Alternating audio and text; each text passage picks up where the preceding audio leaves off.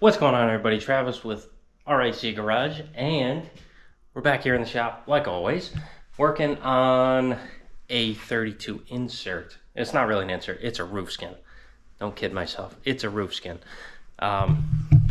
Giant thing, goes from here all the way, curves around the back. So this is as done as I'm going to take this one. So that's all set. The 32's done, getting picked up at noontime, which is in a couple hours. So we're going to shuffle some stuff around, get this to the door, probably move this 37 over here-ish. No, maybe not. Maybe I'll work on that here, and I'll move that. No, that's probably stay where it is. I don't know what I'm doing yet, because I have to work on the chassis of that, and I need to work on the body of this. So maybe I'll just keep it here, move the body over to where most of my tools are, and then have the chassis kind of where it is, because it's the bottom one. Leave that there, move that over, so I can build the chassis and work on the car at the same time, kind of.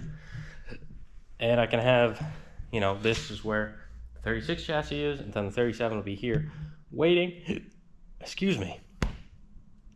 Waiting until we can do stuff on it, which is, I want it to be after the chassis is done. So I want to build the chassis, have it rolling, airing up and down, all that fancy stuff, and then put the body on top of it. So, you know, it's locked down to the body, to the chassis. It's on while I fit some things, because this body was kind of just thrown together after I fixed it. I think it's been on and off a couple times. So the front sheet metal needs some moving and adjusting. Let's see how far back this is. This is definitely not where it's supposed to be, but that stuff's easy enough to fix. I need to adjust the doors. So I don't even think it's bolted down, honestly. So I need to do that stuff. Probably take all the fenders off, get the doors set, you know, start putting everything back on, and then once I get the doors all shut and nice, then I'll start modifying stuff. I think the first thing I'm going to do on him is these lower patches here, get those done out of the way. Might touch up that little repair there. I'm not going to cut it out. I'll just like grind off the welds and try to get it flat, just because that's bothering me. Then cowl patches, you know, I got some cracks along the body line, not this side, there's one on the other side. Then I got some dents over here on the other side, so smooth out those just real quick, just kind of down and dirty, get it done, because we're working on a budget, like I said before. So we're going to try to, everything we do on this, we're going to do it right, obviously, but we're going to just not spend so much time on it. So it's not going to be like a perfect metal finish job, but it's going to be done right.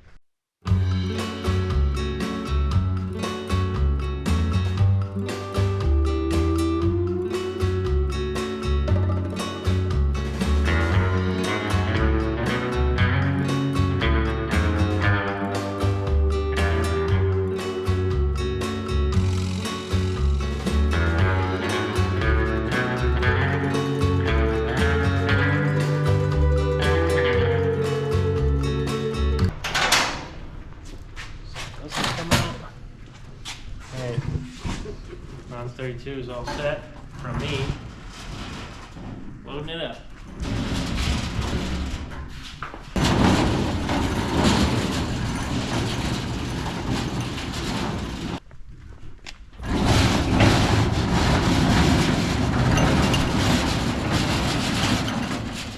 Ooh, put the brake on.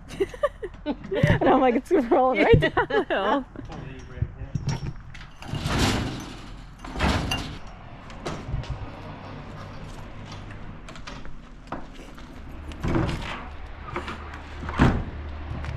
Look at that. Job well done, Trav.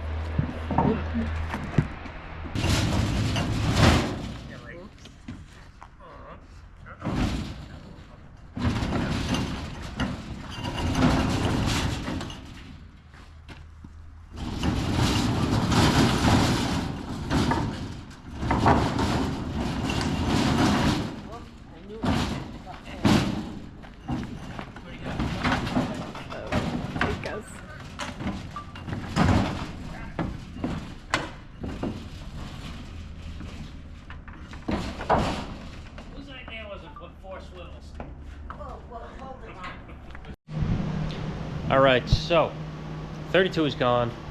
I'm not happy about it because I always like to have a 32 3 window in the shop now. I just have to deal with mine that's in pieces. It was nice having it here. I can always like kind of look at it and kind of figure out some stuff. I got enough pieces up there that if I need to recreate a piece, I have it. But it's still nice to have the car. But I'm done with it, and it was in the way. So it's kind of got to go. But tip for you guys, we put in the latches so we could shut the door. And they kind of go like, they go underneath the sheet metal. It's kind of weird how they go in. And I think 33 and 34 is the same. But use the handle to push in the, you know, this, I don't know, it's not the striker. I guess it is a striker. I don't know. The piece that goes in and out on the door latch.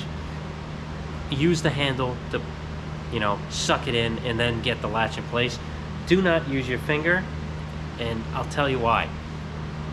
Because when you try to use your finger to push it in, and then you know, pushing it into the door, it's gonna spring out, and the whole latch is gonna shoot into where it belongs, and most likely take a big chunk out of your finger.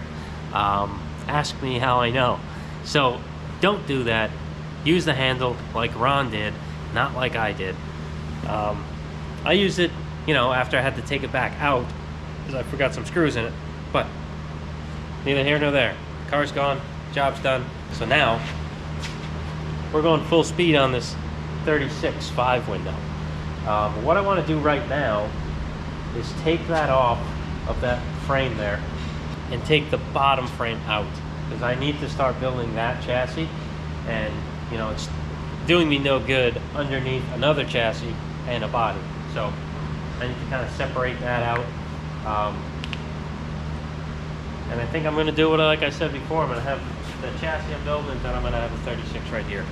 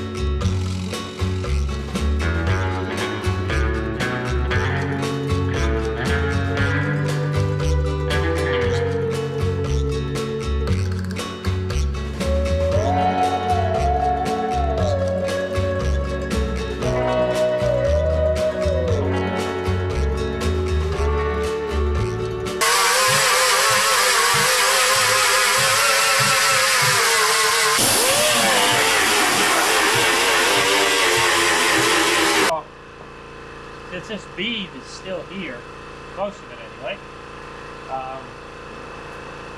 I'm going to do here is measure from this bead up here, this crack, down the bead here, down to the beads, probably over here where it's straight,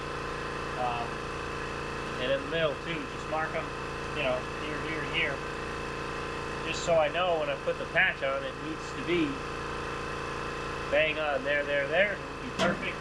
I don't know, I was gonna cut here, as you saw, but then I realized it's all good metal, like, really good, so I'm just gonna kind of cut the patch down and only replace this bottom area right above the bead. I'm surprised it even rotted this much, because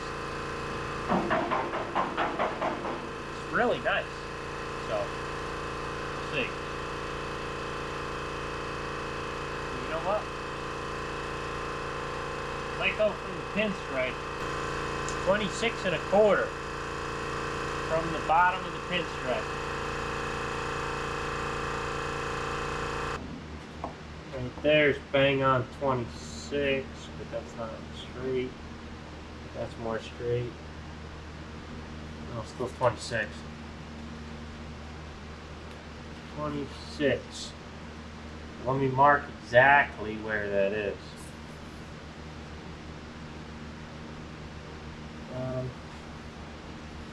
Straight.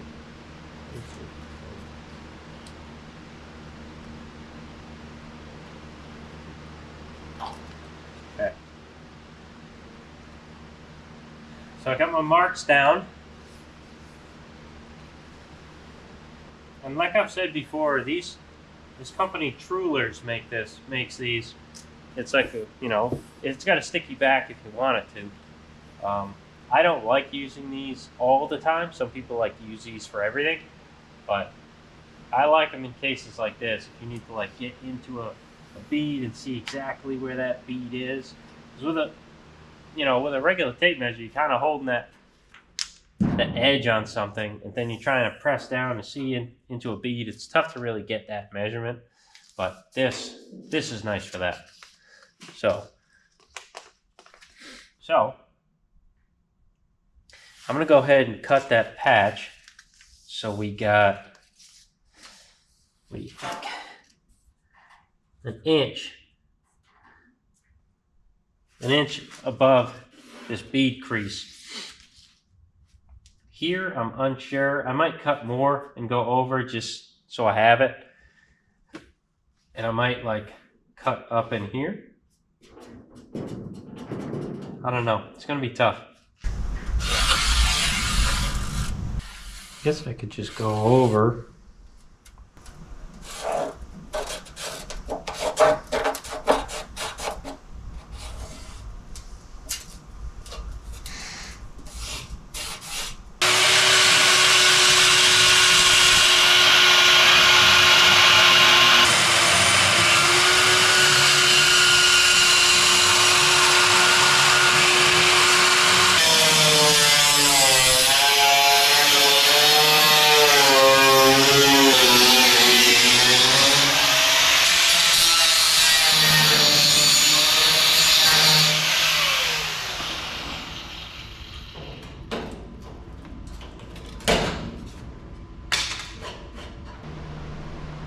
Bottom of the pin stripe. We're looking at 26 1/4. Up a bit. Not much I can go up, honestly.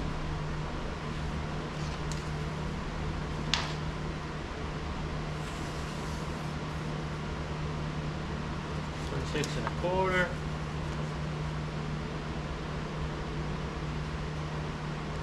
$26 1/4.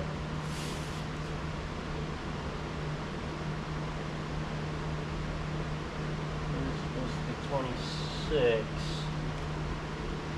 Oh, bang on. Okay. Well, that's where I need to be.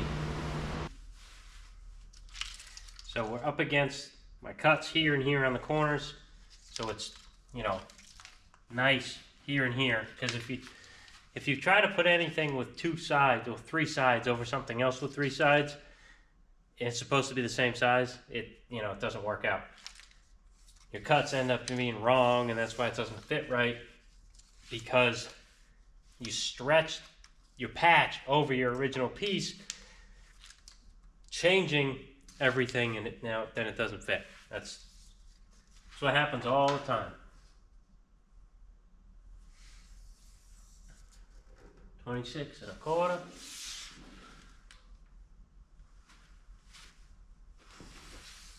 $26 1/4. And 26. That's like 26 1/8, but it's good enough. I'm gonna count that as, an error in the way they made this bead, but it's probably even a 16th, honestly. It's good. So now I can put some Dykem on this flat part in the bead, clamp it back up in that exact spot, and you can even use some Clecos now that it's in its spot, but I trust I can get it back in that, and I'll just I'll check again with my measurements, scribe it, cut it off, and then we can start tacking this piece on. I'm going to take a double check on this bottom of the bead post and see if I don't need to do any repairs to that. Then we'll just keep going. I do need to mess with this corner here. This one seems all right. This guy here, this step here, this step is not deep enough. So even up here, you know, it doesn't quite reach. That's what I was running into here. You know, it's not going far enough in. This piece here does not line up. Alright, so got this back on there after I put a little Dicom on there, and we're just gonna scribe it out and cut. And after that, I still got to do some work on this corner, like I said before. I haven't done that yet, and I think I want to leave it off for now. Not tack weld it. Maybe take care of some leftover subrail that's on the B pillar foot that I just kind of cut out when I was cutting the floor out. Might go ahead and actually surgically remove that while I have some sort of access to the back here, because once this gets closed up, you know, there's nothing I can do. So, and I might want to add to the bottom too, depending on how, like, because it's got to mount to the subrails somehow. It's got to spot weld to the subrails. So I don't know how I want to do that yet. I think I need to extend it a touch so I can go to the bottom and spot weld there. I think there's a lip on those. So we gotta do that. But for now,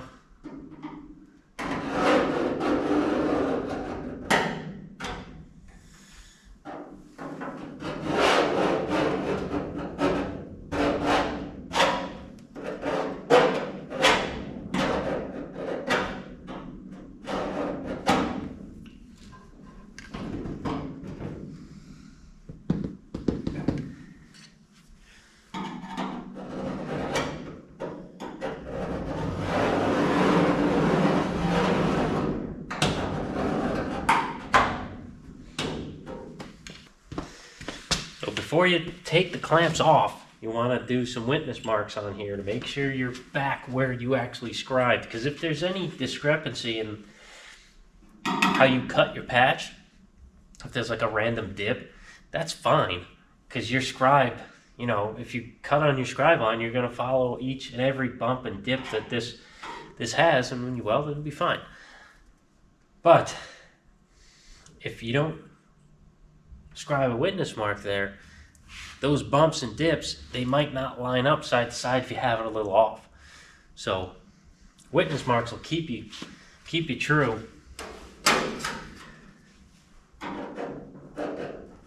Maybe.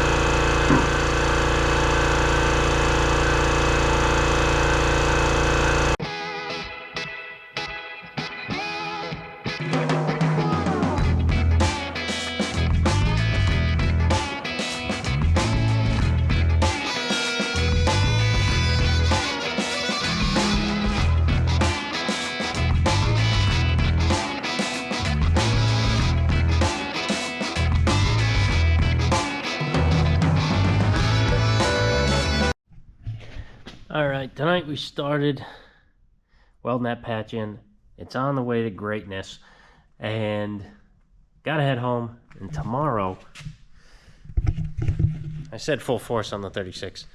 I wasn't lying, but friend Dave's coming. who I'm building this 37 Cabriolet for. We're going to spend the day going over things and what he wants, chop height, tub length, and all that fancy schmancy stuff. Might even get started on his chassis welders here. You know, he's traveling quite a ways, and he's bringing some extra parts for the car. Gonna kind of make a day of it, so that's what I'm gonna be doing tomorrow. But after that, it's mainly this, and then this kind of at nights.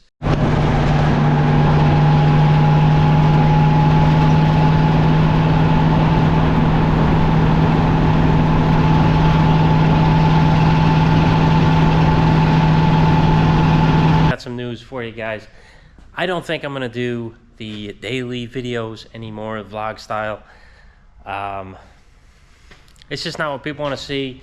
Nothing really gets done. Not that nothing gets done, but you know, you can't just watch a video and see start to finish. Not that I think any of my videos going forward are gonna have that anyway, but you know, I'll try to do 1 to 2 a week. You know, keep the videos going. I'm still recording stuff, but I just want to kind of lump it into one big video or 2 big videos and just put it out there. It's too much work for Kelly and me to handle that. It's just burnt out. It's too much, and it's not worth it. It's not doing anything for me. So, you know, we got to stop that. So, back to the cars. I'm putting the camera on now because, you know, if something stupid happens and I die, it's on camera. Not really, but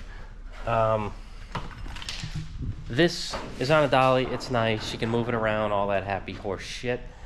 But it's not good still because I'm replacing the bottoms of this car and I'm still on the ground. So I'm gonna do a stupid thing right now and put this car on my table. That's why I cleared it off. The vise is definitely gonna get in the way, but I'm gonna try for it not to be in the way. So with that said, grab your armchair tight, white knuckle it, because that's what I'm gonna be doing for the next, I don't know, however long this takes, 20 minutes or so. All right, hopefully it goes easy. I think it will. I just lifted it up and it's a light car. The frame's not that heavy either, so I think I'm gonna put the table up against the wall, get one end on the table, then grab the other side of the car and lift it up and slide it onto the table. We'll see. So I'm not gonna use a wall, I'm gonna use this post because I think that's gonna be easier the way the car's positioned, the way I wanna put it on the table. So this post is going to be it. Hopefully it doesn't cause any problems.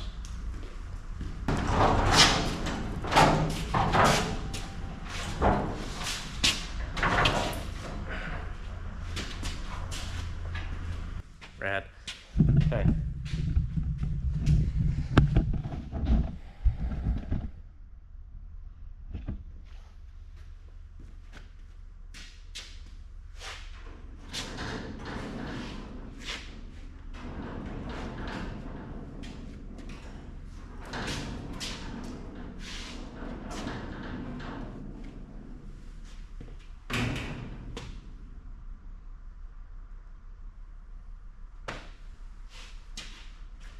What the heck, right? There's nothing to it but to do it, right? Maybe.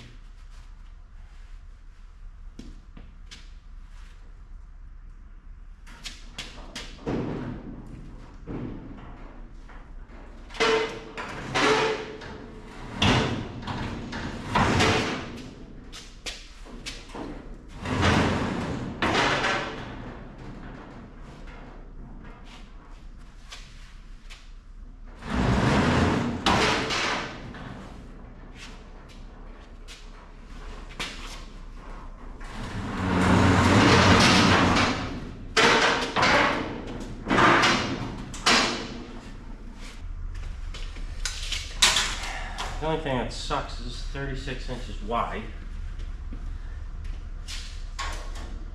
And this frame is not. But I do have the X member in there, so that's gonna help me out. These tabs are not gonna help me out though.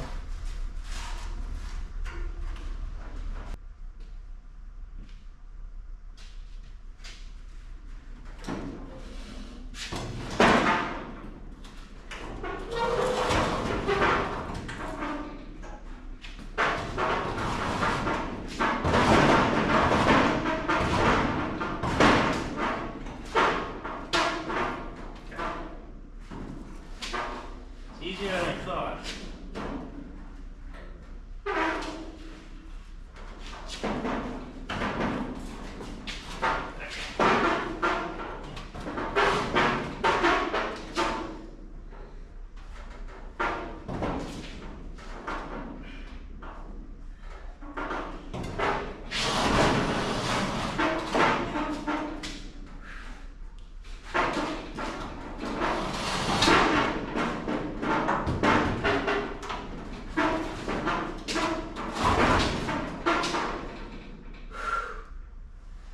Breathe, just breathe. I got this.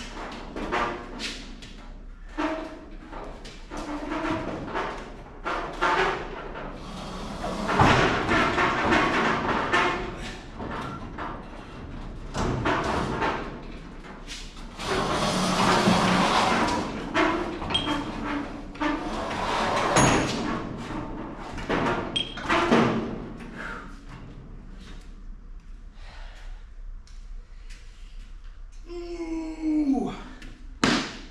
Yes.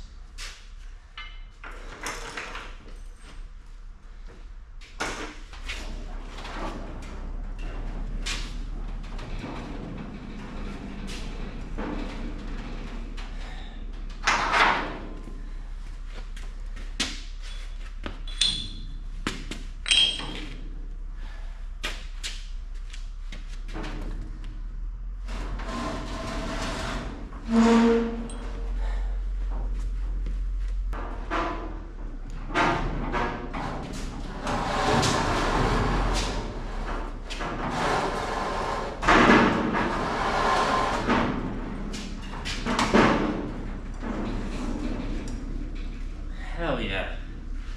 Whew. There we go. Man. Sweet.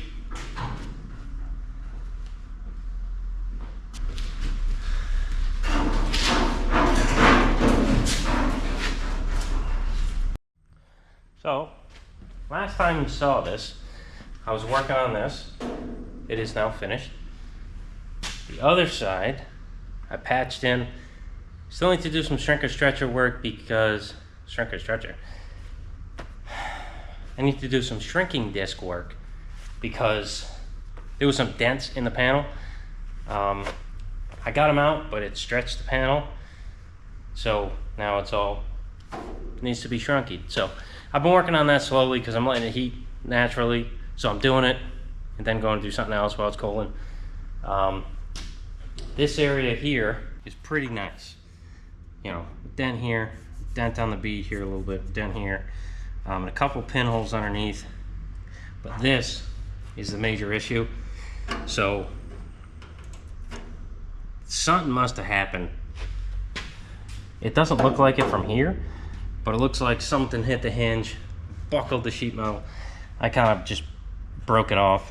Okay, so I'm gonna I'm gonna patch it with this patch. The only thing is, these are the only patches that are made for these cars now. And look, it ends. That's not the way this ends. There's a defined end here, and I got this piece and this more up here. I don't understand why they always just assume that it's just gonna be rotten here. Not even underneath. There's a whole big flat flange that's about that long, and this only has this tiny little piece. It's not enough.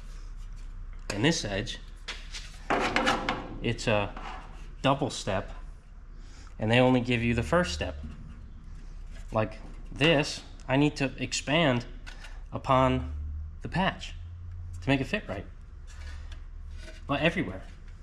This side, the bottom, and if this was rotted more like most of them are, up to here, I have to make this piece.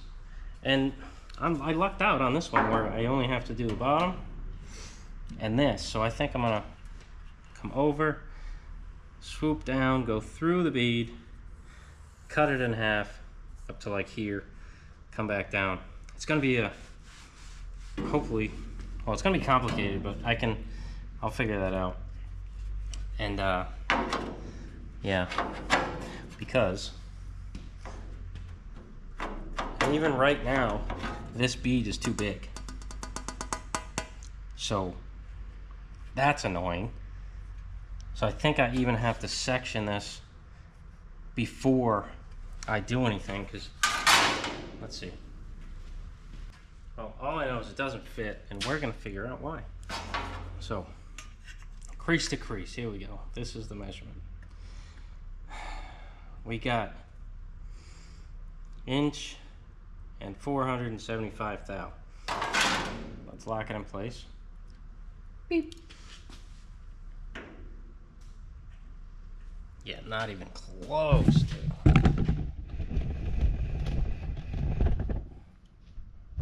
Okay, you guys ready to see how much this doesn't fit? Put it on the top.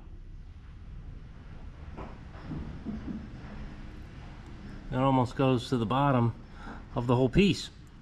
It's like more than half of this bottom step here.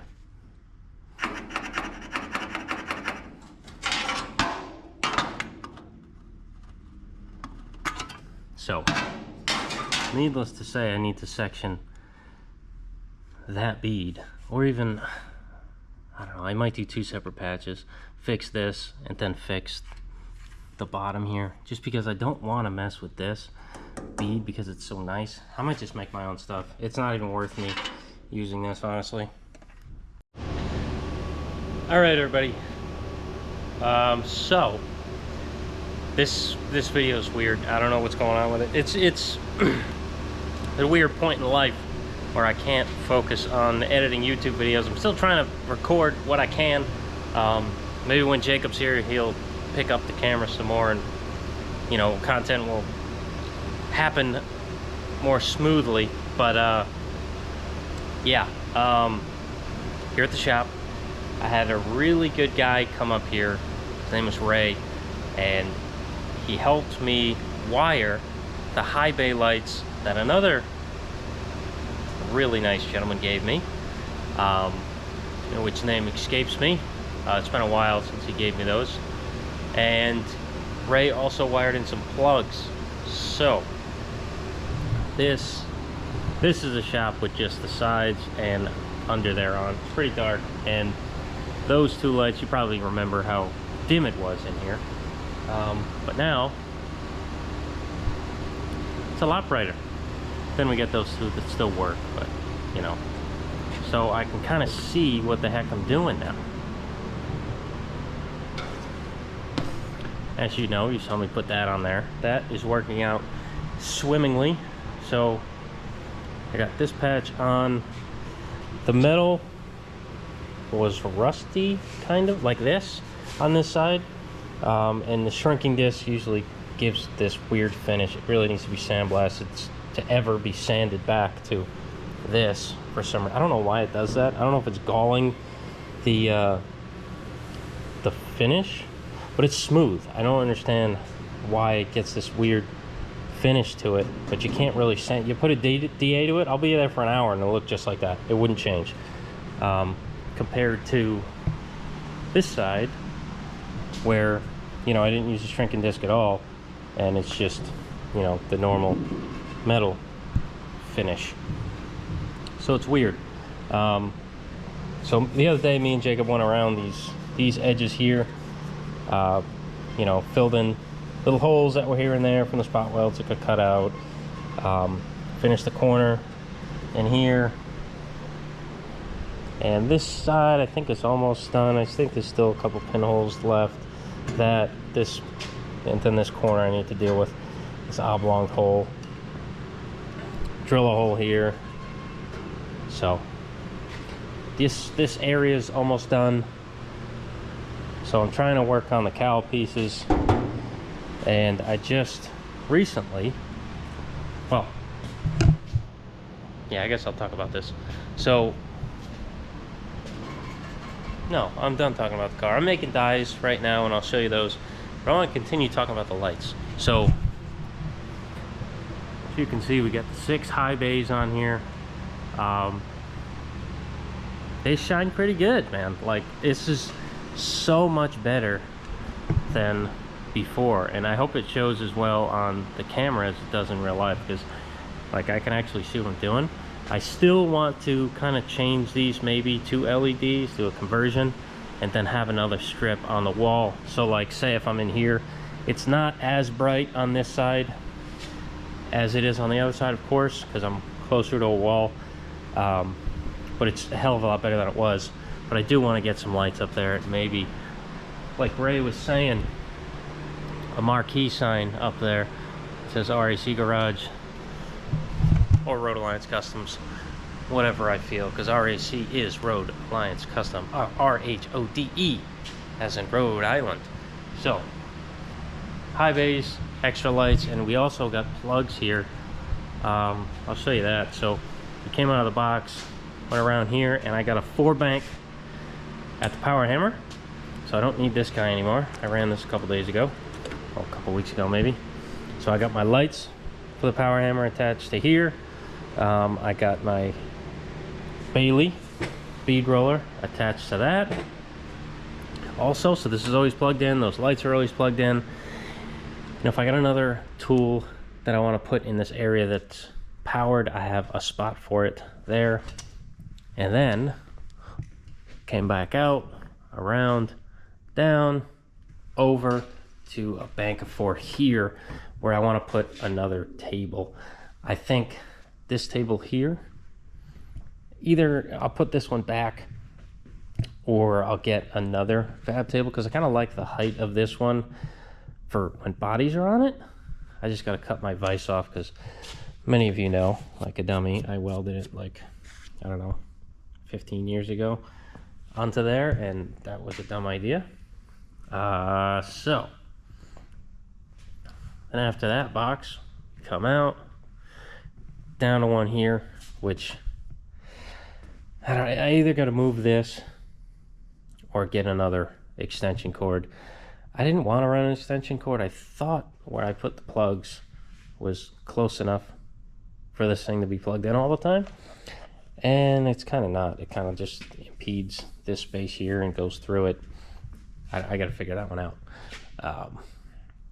But so we got bank of 4 here, bank of 4 right near my toolbox, so I can keep my, what do you call it, this little power strip on my box plugged in at all times, which is nice, because now I can put my chargers and stuff. I can clear this off, put my chargers and stuff on there, and then I got a bank of 4 at the end here. So plugs over there, takes care of this corner.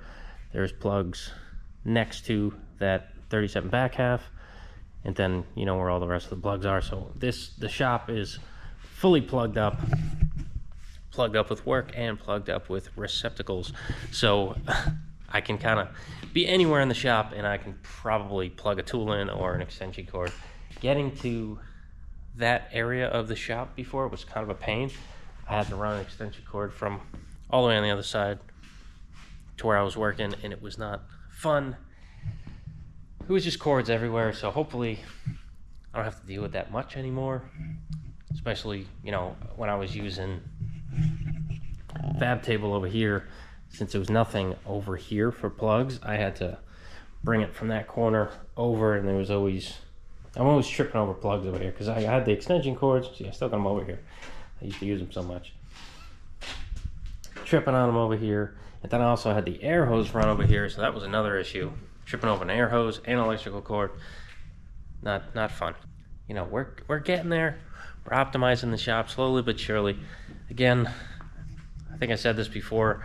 I wish I just had the money when I moved in here to just, before I moved anything in, paint the walls, do these lights and plugs, and get everything just money before I moved in. But you know, life just doesn't work that way. So we're doing it slowly, and we're getting there. So now I think we're gonna get to the dies.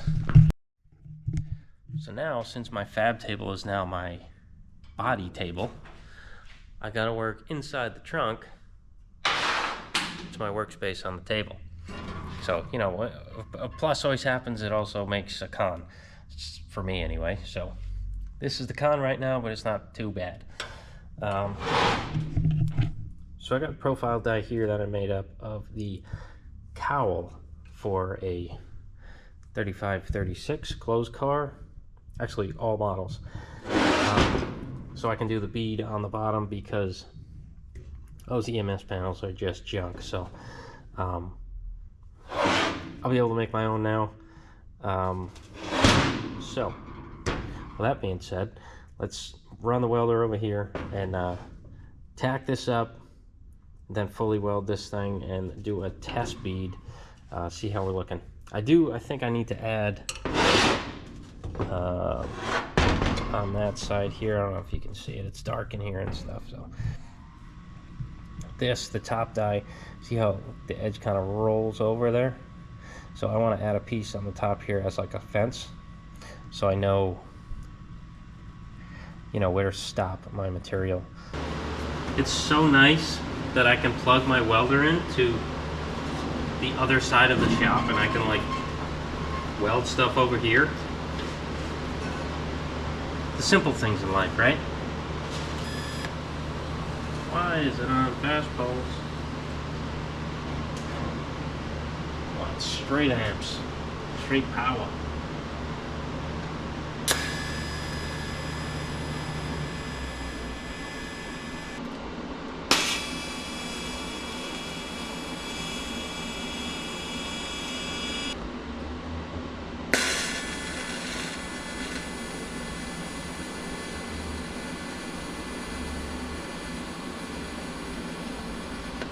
Alright, so I got the dies in here, and I'm just going to try a test piece. I put a little flange on the end. I know it's not big enough and it's not a curve. What I'm trying to make is a curve. I know I can make curves with this, so I'm not worried about it. I just want to test the dies. So, yeah, we're just going to go ahead and see if it even works. If I got to put more bends in it before I send it through or not, I don't know.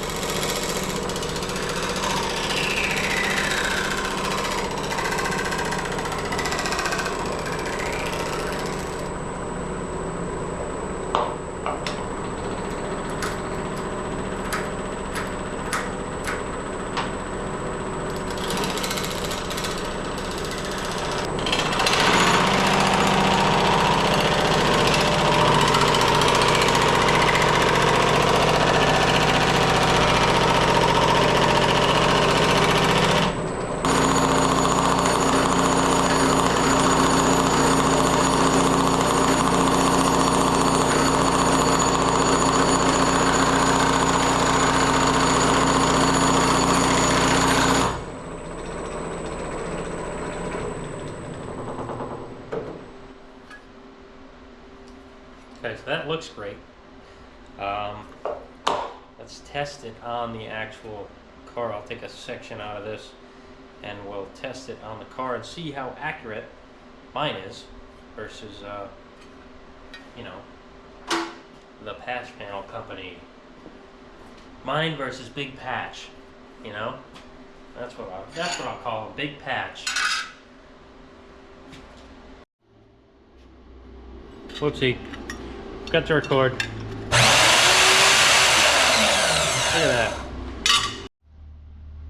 Okay. Here's my little sample piece. Run it over it.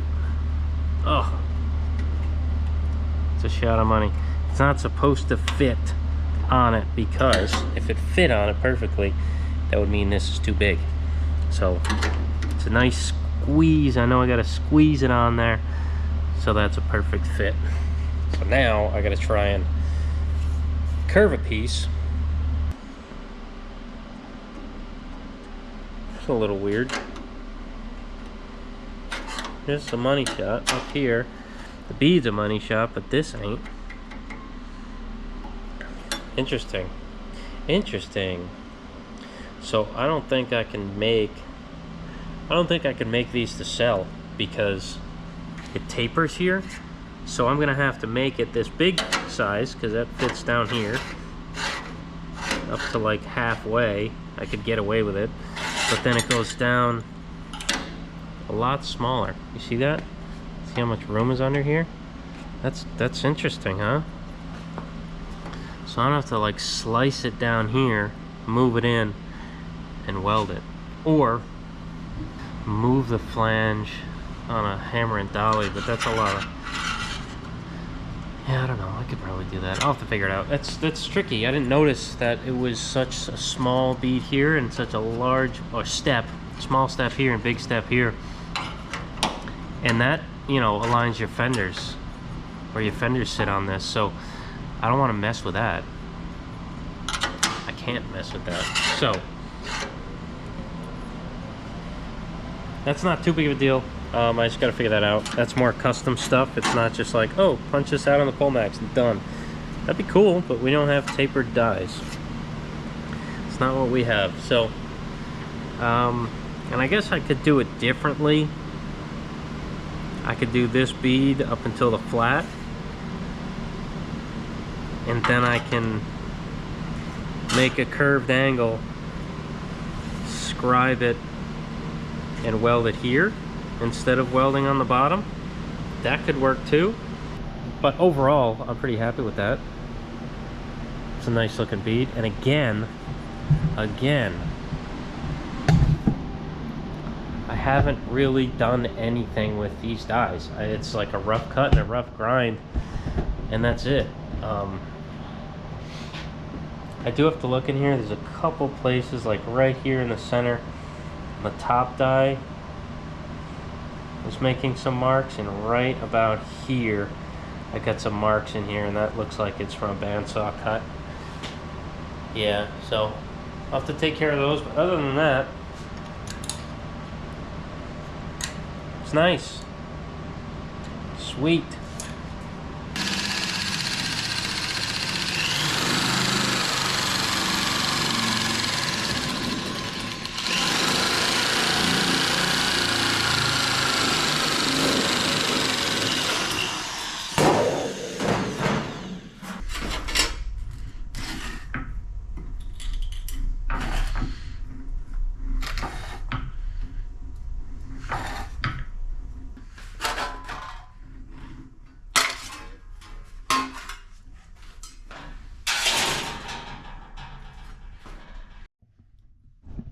Alright, so I got my blank in here, and I put a bend on it where the door, you know, goes against. I don't know how this bead is going to act. If it's going to mess anything up. I can shrink whatever I need to, but I'm hoping it'll just push the bead through the metal. I'm also not sure. I'm going to try a little bit at a time and see what we get.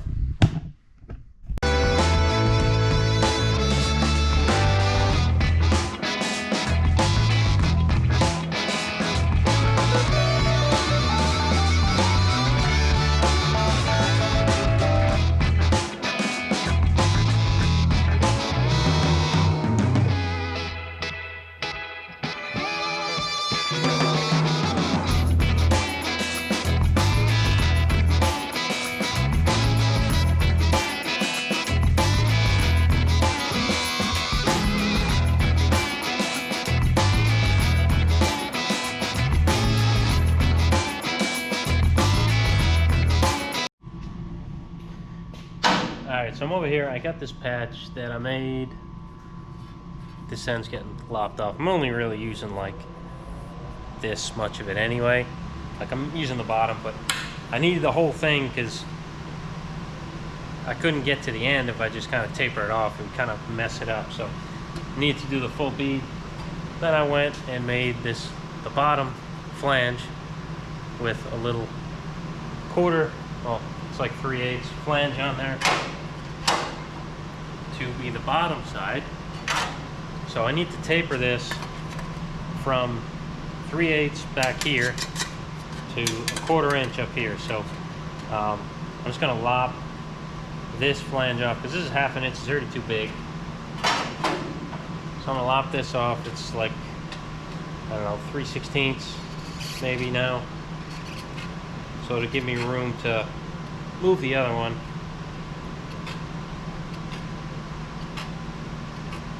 And then I'll put that one over,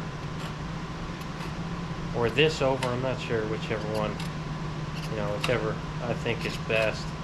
I'll probably put this over because this is small already.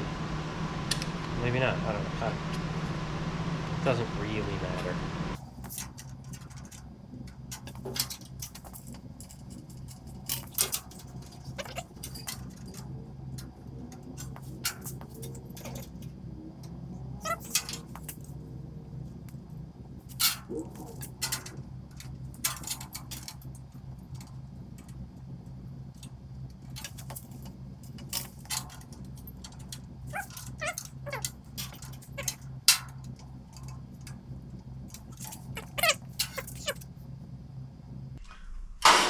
Yeah, I'm gonna have to make these flanges really tiny so I can put them together, because it's, you know, going from 3/8 to 1/4 inch. That's not big. I'm gonna have to have 2 1/8 flanges right up here and like a 1/4 and an 1/8 down there. So that's just gonna be pretty difficult, but.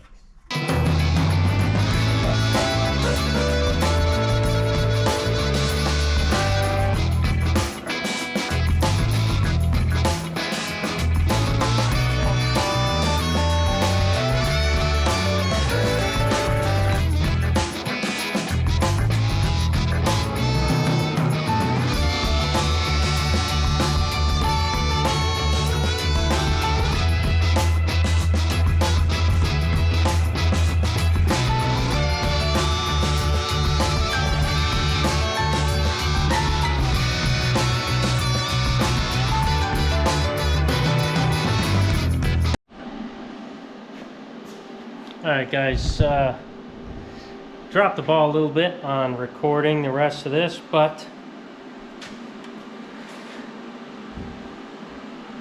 this is the cowl patch.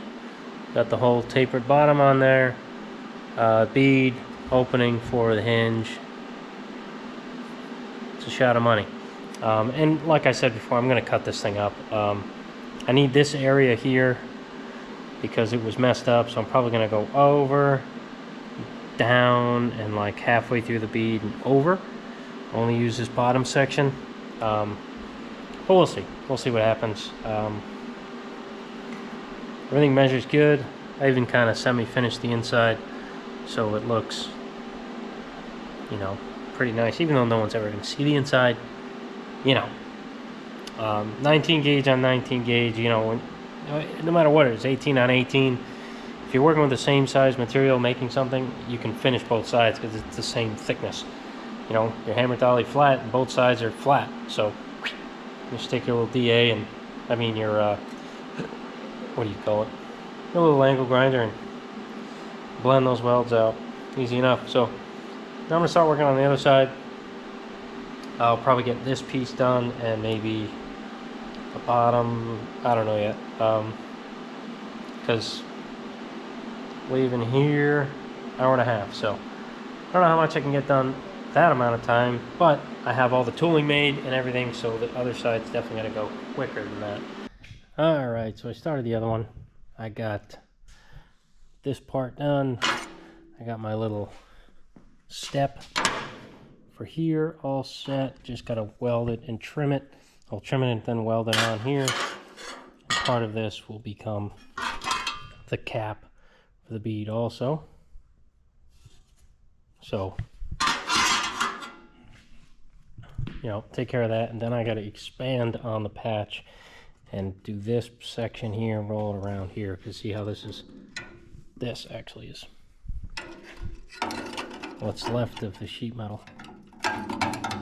Came right off, so need to remake that, wrap around the bottom and everything. So that's gonna be fun. Alright guys, a little update here for today. Actually leaving the shop, but I figured I'd give you an update. It's a new weekly video thing. Not sure how to edit this or film it. So been working more on the cowl. So yesterday I showed you the driver's side cowl piece that I made.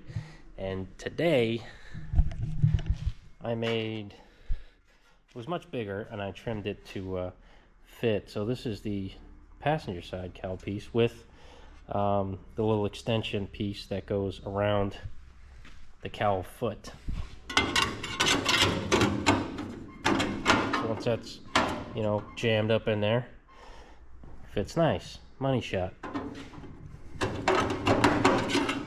So, but I don't want to put that piece on until I have it blasted, because all under there needs to be taken care of, because it's just going to continue to rot, and you know, that's not good. We'll have the same thing over again. It's going to rot from the inside, and same with this side. I don't know how I'm going to cut this yet, but probably over, down, through the bead, and over, because it's rotted under here, and to over here. It's missing.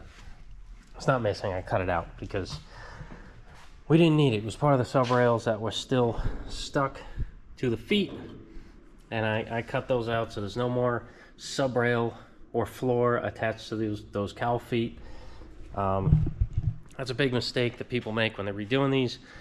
They think they cut it all out, and they're not really looking from the bottom, and there's still sections of sub rail and sections of floor that's under there, and it just continues to eat itself. So, gonna take care of that. The reason I did these before blasting was because you can access the back sides just fine. I'm not doing anything that I'm trapping stuff that needs to get blasted. So, but you know, that's what I got done today. A lot of intricate stuff. So from the front, kind of, you know, looks like one piece. Obviously it's not one piece. I don't know anyone who could make that in one piece other than stamping it.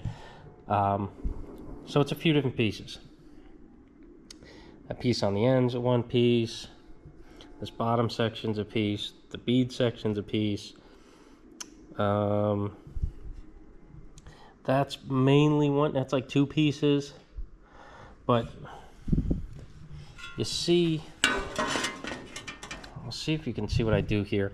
I try not to weld on a corner, and obviously you'll see there's two pieces that I welded on the corner, but it's almost, sometimes welding on a corner is unavoidable, but you weld on the flat every time you can, because it's easier to finish the weld out and you don't grind as much away. When you weld on a corner, you have a tendency, without even knowing it, to grind away the weld material and the base material. So you end up with a really thin corner, and it's a potential to crack, yada yada. So I try to do everything and make my pieces in a way where I'm welding on a flat. So this piece here, the bead piece, I made a flat flange at the bottom of the bead, and I made a big angle and curved it, and then I had a flange on that side, and I cut the two flanges, I welded them together so it was finishing it off on a flat. That section right there has a weld through it. And then this here, obviously that's a flat, welded there. But when I made this piece, because you see this is one continuous piece, these three pieces, I made a flange on these two sections. The flange comes out, so when I welded the bottom of the piece, I'm welding on a flat, and I bent a flange around here, so when I welded this piece on, it was also welding to a flat, instead of welding this corner and welding this corner, which would be almost natural to want to do, but if you just add a little flange on your bends, just a couple extra bends, you end up with a nice piece that has quote-unquote factory bends. So it's not a formed bend with weld, and it comes out better. This one, I wouldn't say obviously, but I had to weld on the corner here because it's where two angles converged, and it's a lot easier just to make that and weld it than it would be to try to make this in one piece and have all those geometrical angles, you know, work. And this one here, I welded on the edge here.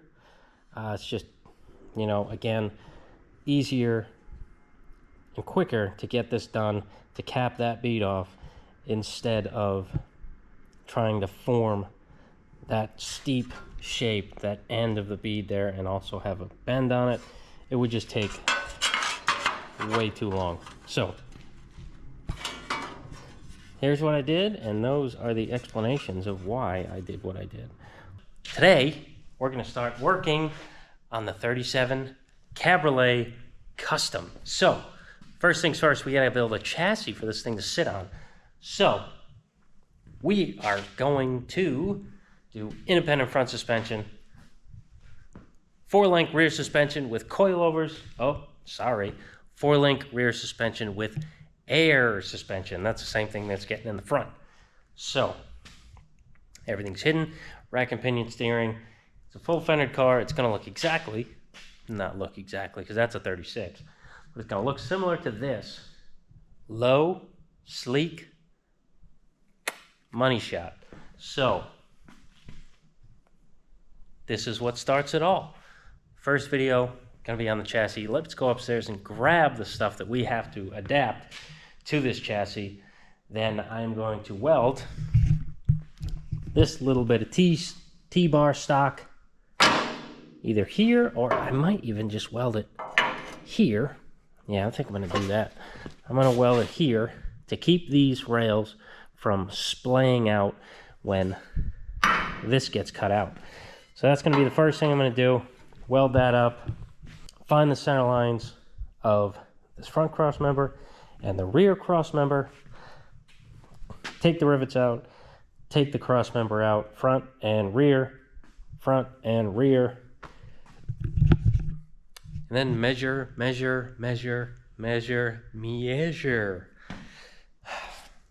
a good thing that's got this X member in here to keep everything stiff. I really like these X member frames. The 35 to 40 frames are great. They have their issues, but this one has since been fixed. This area rots all the time, and this has been plated up nice. Don't know who did it, but it's a good job. You know, these little jobs here were cut out, probably to put a big muffler in here someday. Who knows? But overall, it's not bad. Obviously, it has some stuff cut out of it. They all do. They've been around for 90 years, almost 89, I think, for this. So, enough talking. Let's get to work. So, front cross member, and we got the rest of it. I think is downstairs. 4-link stuff. These are bag cups and doohickeys, and don't need any of that yet. I do need these boxing plates for the front to go with that. And I might want to look for the directions just in case there's something I'm missing. You know, skim through it quickly. Sweet. So, directions. 1, 2, skip a few. Here we go. Positioning, cross member on frame rails. 35 to 40 chassis, 15 1/4 from the center of the front hole straight back is where everything needs to sit. Center of the spring tower, center of the cross member, 15 1/4, and then yeah, just make sure they're angled down towards the back. Sweet, easy enough.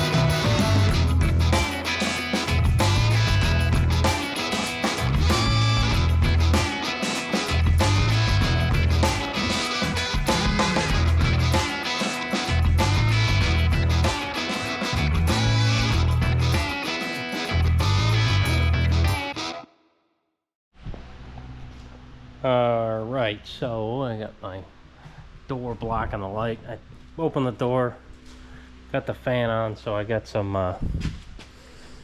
ventilation.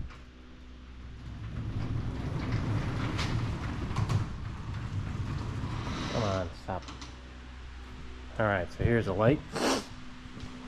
And I gotta do some trimming on this cross member here because this is kind of where it wants to go, wants to be. I can't really get it forward anymore. And this is the center line. Ow, hot. That's the center line of this. So I'm at the front of it. So I'm gonna do a little trimming on here, relieve that and this equally so the thing can go forward. You know, I'll figure out some measurements that how wide this needs to be, so I'm not just cutting willy-nilly. And then I can put that in. That's gonna be next time though. I kind of want to do it now, but it's late and I need to get here early to work on this bad boy. So that's all I got on this right now is some boxing plates, but you know, I'm just gonna continue when I get back. Another night on the 37. Hopefully next time I'll definitely get the front cross member welded in, and then I'll probably work on getting that rear cross member out.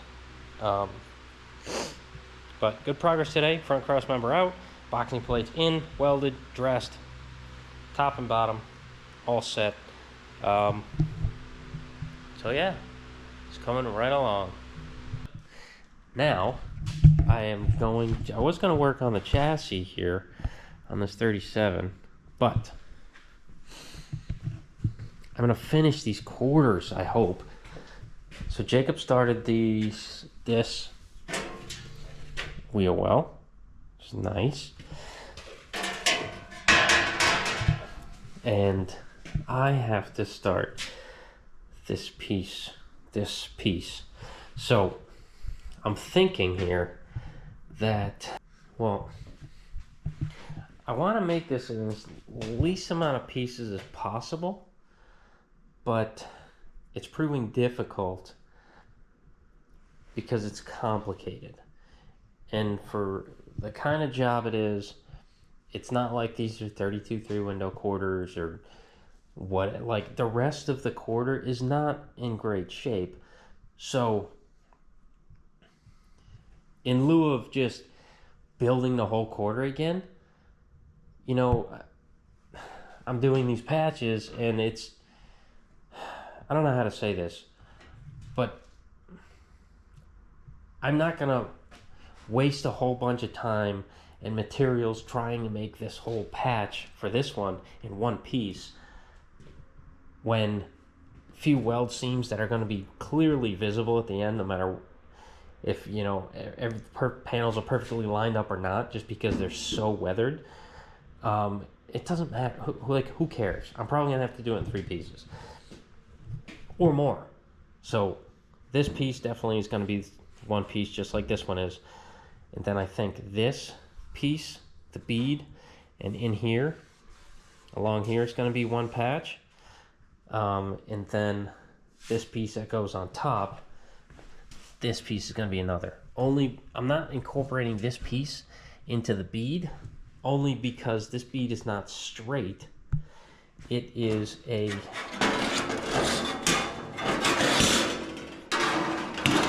number 2 sweep up here in the beginning, then it goes to a number 3 over here.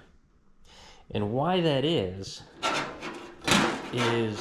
just to trick your eye into thinking that it's straight. I know Bobby Walden had explained it in one of his videos on making a 32 3-window door skin and putting the bead in there and why it's not straight. If it's straight, I'll try to do this as best as I can. If you put a straight bead on a panel that's curved this way, and it's a compound curve, so if you put a straight bead in it, it's gonna look like it's drooping, even though it's straight. So you have to put like an arc to it to make it look like it's straight. It's weird. You put a straight one in it and it's gonna look like it's curved, but if you put a curved piece in it, it's gonna look like it's straight. It's just tricks of the eye. So that's what I need to do for there. So I need to have my edge of my metal that same curve, so the bead can follow that edge. So if I have the curve and then I have this bump out to make this, I'm gonna have to put a fence in it and drill some holes in Cleco. It's just gonna be more work than just adding a tiny piece, welding it, planching it real quick, and I'm off to the races. Because like what I've described with these panels here, at some point I've definitely explained it. It's all, they're all full of oil, make them not rust, but you know, it looks like one piece, but it's definitely not. This is very complex. It's 1, 2, 3, 4, 5 pieces. Yeah, 5 pieces make this. But it was very easy to finish out these welds because it's all the same gauge material. And with tight gaps, you can almost fusion weld it and you have little to no cleanup. So yeah, let's get to measuring this. I'll get the length, figure all that out, and then I'll have to flip it over to make the other side, and then we'll kind of go from there. It's gonna have to be, yeah, it might have to be a little bigger than I think, because that whole thing is messed up. Like, I'm gonna have to get into this territory here. That's gonna be fun, but you know, we'll figure it out. I will figure it out. All right, so what I did, I took a little piece of angle and I made it the arc up and down that the bead has, and I made the sweep from front to back that it has. It's very subtle, really can't tell, but it says all the information. So I transferred the up and down arc of the bead to a little strip of metal, and I oversized cut it. You can see the blue line there, hopefully. I got to cut on that line now perfectly. So I'm not that great at using this bevelly shear, but I'm going to go really slow, and I'm going to try and follow this line exactly, because that is my roadmap to the bead. If there's any wobble in that cut, there's going to be a wobble in the bead.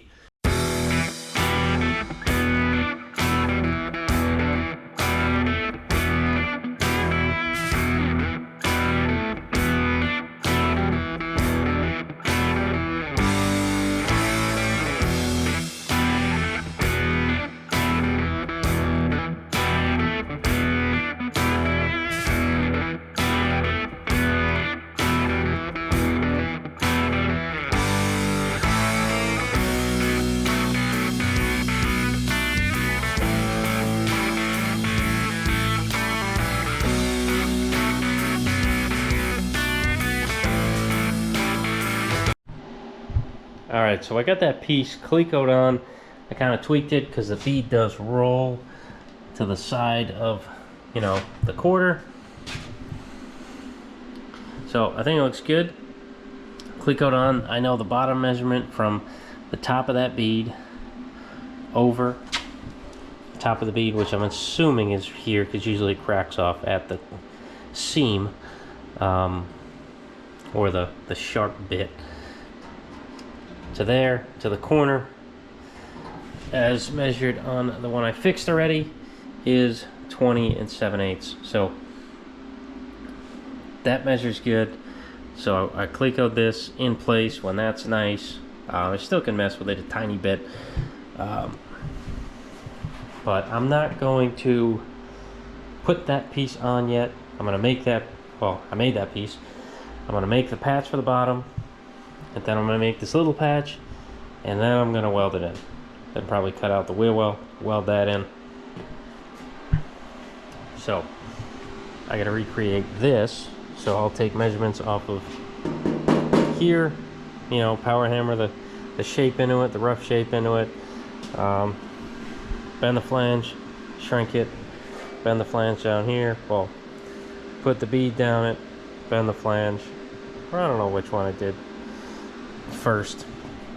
I don't know if I bent the flange then beaded it, or beaded it then bent the flange. I don't know. I'll figure it out though. I gotta look at my die and see what it looks like. Confused. Travis is confused. Well, that's it. Oh, you know what? I think I just used the step dies on those. I think I just used the soft step die to make that. So, yes, I did. So I'll just step die that and then bend the flange over. Easy peasy, lemon squeezy. What's up, dude? Alright, so I've done a few things here, and this is probably going to be a wrap-up of this video, whatever this is. Been working a little bit on Thanos Roadster, so I fixed the bumper. It was a stripped-out bolt there. Had to cut it off, fix that. A stud was broken, fixed that. Chased all the threads so nothing got tight again. Put the taillight back on.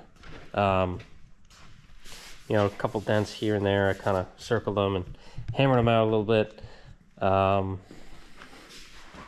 So we're starting to put the shocks on. Get the shock bolted up there, bolted to the top of the bracket. I just gotta figure out where it goes there, tack it on, make sure it works great, and I'll fully weld it in. My buddy Wes helped me, excuse me, turn these down because I don't know why the shocks I got, because I couldn't just get any shocks because I lowered the bag. I needed to get special ones that were special height, and the eyelet was too small for these, so I had to have them all machined. I wish I still had a lathe, but he came over, picked them up, and dropped them off. So thanks, Wes. So now they fit on there, and instead of drilling out the shocks, if a shock blows out, he can just replace the shock and not have to worry about drilling it out on the side of the road if that ever happens. So that's that. 37, nothing has gotten done on the 37, but we started to make the buck for the back of the Roadster. So we have this detail is here. We got the bead down below, just here. So we got a station right here at the end. We got one here. We have one like over here that's just the top section, which catches this top here. We just got to figure out where it lives over here, connect it, and then we can continue making that. This is kind of open here because there's nothing here. So once I get this guy that I just showed you on, and I have the next one, I can connect those and it'll start really looking like a buck. I have the side stations here that are the sweep of the side of the car, so I could make a piece here, have it, you know, check into these body lines and hit the sweeps on the curve, and I can make the side panel. Gonna make some more information, but that's how far we got. He got here at like 10 o'clock, my buddy Ken, and we're supposed to get most of this done. And the minute he started, well, we had to leave to get wood. We came back like 5 minutes into like cutting the first piece, the power goes out, the whole building. So we say, what the heck, let's just go and make use of this time and bring the shear to the shop, which we did.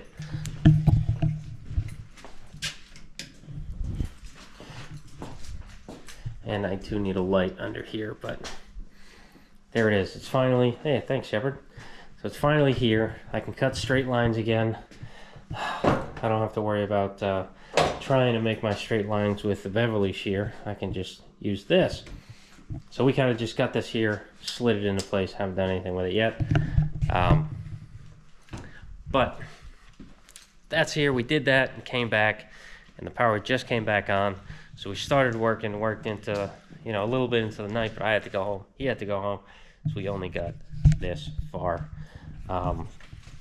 But I really want to be able to make these rear sections, especially the roadsters, so that's why this whole part is important. So I got to get that, transfer this information into a wooden buck, which is going to be difficult, but I know I can do it. And yeah,